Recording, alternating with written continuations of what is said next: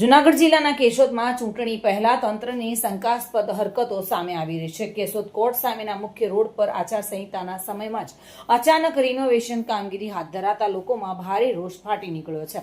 મળતી માહિતી મુજબ ચાલી રહેલી કામગીરી દરમિયાન એક બાઇક સવાર રોડ પર પડી જતા અકસ્માત સર્જાયો હતો। ઘટના સ્થળે હાલ જેસીબી મશીન કામ કરતા જોવા મળ્યું છે, જે સારા અને મસ્ત હાલતમાં આવેલા રોડને જ ખોદીને ખાંચા મારી રહ્યું છે। સવાલ એ છે કે જ્યારે રોડ પહેલેથી જ સારી સ્થિતિમાં હતો ત્યારે ચૂંટણીના ફક્ત એક દિવસ પહેલા જ આ બ્યુટિફિકેશન નામે ખોદકામ શા માટે શરૂ કરાયું? શું આ કામગીરી પાછળ કોઈ રાજકીય એજન્ડા છુપાયેલો છે? સ્થાનિકોમાં ચર્ચા જોર પકડી રહ્યું છે। અત્યાર સુધી તંત્ર ઊંઘમાં હતું કે શું? વર્ષો સુધી કામ ન કરનાર તંત્રને ચૂંટણી પહેલા જ કેમ આ રસ્તો યાદ આવ્યો? અનેક સવાલો સાથે લોકોમાં રોષ પણ જોવા મળી રહ્યો છે। જુઓ મિત્રો, આજ કોરટવાડા વિસ્તારમાં હું નીકળ્યો છું।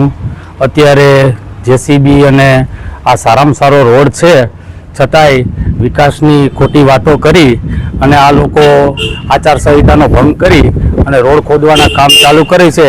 એટલે જેટલે જનતા વધારે હેરાન થાય એને વિકાસ કરવો જ હોય તો એ લોકો 4 મહિના પહેલાં પણ કરી શકતા હતા, છતાંય જનતાને ખોટી વિકાસની વાતો કરી અને જનતાને હેરાન કરવા રોડ ખોદી અને થોડો ઘણો ખોદીને નીકળી ગયા છે।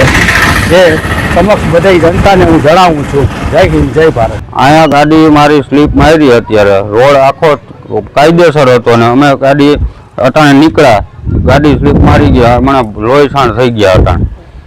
તમારે જોવું હોય તો ગાડીની પરિસ્થિતિ તમને બતાવી દઉં।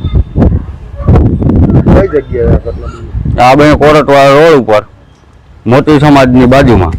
શું કારણ? કાંઈ રોડ ખોદી નાખ્યો, અમને ખબર નથી, તાત્કાલિક રોડ ખોદાવી નાખ્યો સીધો। મધુ રાવલિયા સાથે bureau report, today Gujarati news.